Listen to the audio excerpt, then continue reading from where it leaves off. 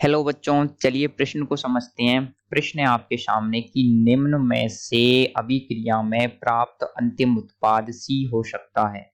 तो अभिक्रिया दे रखी है आपको एनिलीन। एनिलीन के परिस्थिति पर आपके मेथिल जोड़ा है, इसकी अभिक्रिया कराई जाती है। सबसे पहले AC2O एथिल एसीटेट की उपस्थिति में से आपको A मिलता है, उसके बाद उसकी रिएक्शन कराई जाती है आपकी ब्रोमीन और एसिटिक अम्ल की उपस्थिति में, जिससे आपको बी मिलता है। बी मिलने के बाद में उसकी अभिक्रिया कराई जाती है आपका देखिए H2O और H प्लस यानी अम्ल की उपस्थिति में जल से अभिक्रिया कराई जाती है, जिससे आपको सी प्राप्त होता है।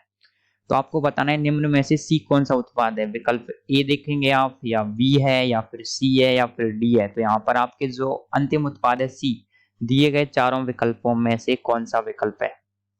तो दिए गए प्रश्न की जो मुख्य अवधारणा है वो यह है कि आपको पता होना चाहिए कि दी गई अभिक्रिया के जो 3 स्टेप हैं। सबसे पहले आपको ए क्या प्राप्त होगा, ए के बाद में बी क्या प्राप्त होगा, बी के बाद में सी क्या प्राप्त होगा। तो आपको दिए गए अभिक्रिया के जो सारे चरण है, सारे चरणों में प्राप्त उत्पादों की आपको जानकारी होनी चाहिए। ये इस प्रश्न की मुख्य अवधारणा है। उनमें किस प्रकार की अभिक्रियाएं हो रही हैं, किस प्रकार से उनके जो अभिकारक हैं वो किस प्रकार का उत्पाद बना रहे हैं।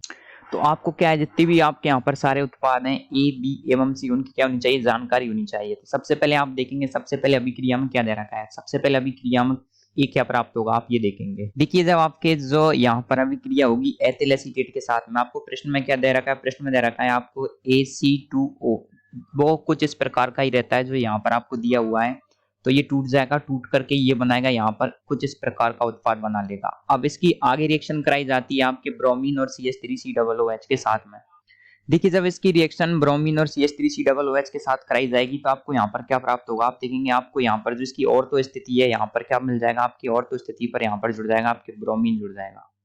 तो यहाँ पर ब्रोमीन जुड़ जाएगा। अगली स्टेप में क्या कहा गया आपको, अगली स्टेप में कहा गया कि इसकी रिएक्शन कराई जा रही है आपके H2O के साथ में H प्लस की उपस्थिति में। तो H2O के साथ में H प्लस की उपस्थिति यानी कि अम्ल की उपस्थिति में, तो आपको जो फाइनल उत्पाद प्राप्त होगा वो क्या होगा, आप देखेंगे कुछ इस प्रकार से प्राप्त होगा। तो जो आपके फाइनल उत्पाद होगा उसमें क्या होगा, यहाँ पर आप देखेंगे जो आपके NHCOCH3 को आप हटा देंगे। हटाने के बाद में यहाँ पर क्या हो जाएगा, ये अम्ल के साथ अभिक्रिया करके ये बना लेता है आपके, यहाँ पर आ जाता है आपके NH2। तो आपके जो उत्पाद सी प्राप्त होगा कुछ इस प्रकार का होगा, जो सी होगा कुछ ऐसा होगा। तो सबसे पहले आपको अभिक्रिया में पूछा गया था, सबसे पहले आपको मिला था ए। तो ए तो बन गया आपके ये, ए के बाद में आपको मिला था बी, बी बन गया आपके ये, और जो सी मिला था सी बन गया आपके ये।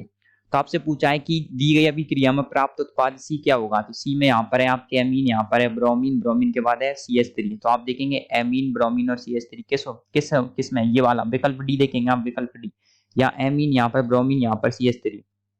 तो एक बार और आप अभिक्रिया को देखेंगे कुछ किस प्रकार से हुई थी। सबसे पहले हमने क्या किया था, आपके अभिक्रिया कराई थी एथिल एसीटेट के साथ में। तो इससे क्या हो जाएगा, यहाँ पर हाइड्रोजन यहाँ से अलग हो जाएगी और ये जो CuCH3 है वो यहाँ पर जुड़ जाएगा। जुड़ करके आपको NHCuCH3 जुड़ जाएगा। जुड़ने के बाद में क्या हो जाएगी, इसकी रिएक्शन कराई थी आपने ब्रोमीन के साथ में एसिटिक अम्ल की उपस्थिति में। तो इससे क्या हो जाता है, आपके ऑर्थो स्थिति पर ब्रोमीन आ जाती है, ऑर्थो स्थिति पर ब्रोमीन आ गई। फिर उसकी रिएक्शन कराई जाती है आपके अम्ल की उपस्थिति में, जल रिएक्शन कराई जाती है। तो इससे क्या हो जाता है, यहाँ पर जो आपके NHCOCH3 है इसका क्या हो जाता है, यहाँ पर इसका वापस से जल अपघटन हो जाता है और यहाँ पर आपको एमीन प्राप्त हो जाता है। तो यहाँ पर फाइनल उत्पाद सी होता है, कुछ इस प्रकार का आपको प्राप्त हो जाता है। तो हमसे प्रश्न में पूछा गया था कि फाइनल उत्पाद सी क्या प्राप्त होगा, तो जो विकल्प डी है आपके वो सही उत्तर होगा। तो आशा करता हूँ आपको प्रश्न का उत्तर समझ आया होगा। धन्यवाद।